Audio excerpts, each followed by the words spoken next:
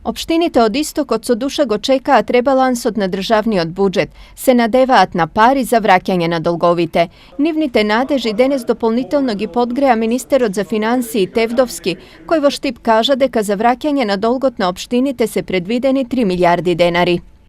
Чекаме прво да биде изгласано од страна на Собранието почетокот на уставните промени и тогаш Министерството за финансии на транспарентен начин ќе излезе со закон во кој што ќе ги прецизира деталите, инаку се предвидени за подршка или за помош на општините кои што имаат проблеми, односно неплатени долгови, некаде 3 милиарди денари.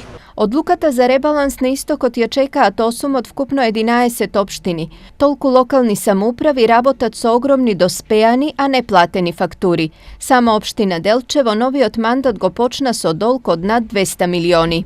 И немаме ние некое стопанство, не знам какво, за да можеме долго да го намалиме, бар во некои приближни вредности.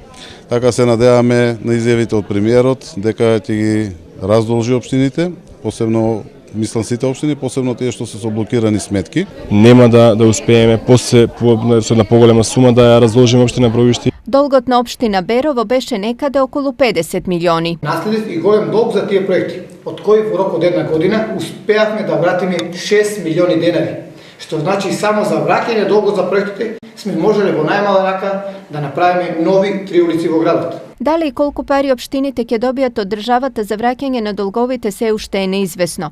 Инаку ветување за државна помош за раздолжување општините добија уште на почетокот на март, кога државата најави дека ќе подигне кредит од 120 милиони евра, пари наменети исклучиво за покривање на долговите на општините.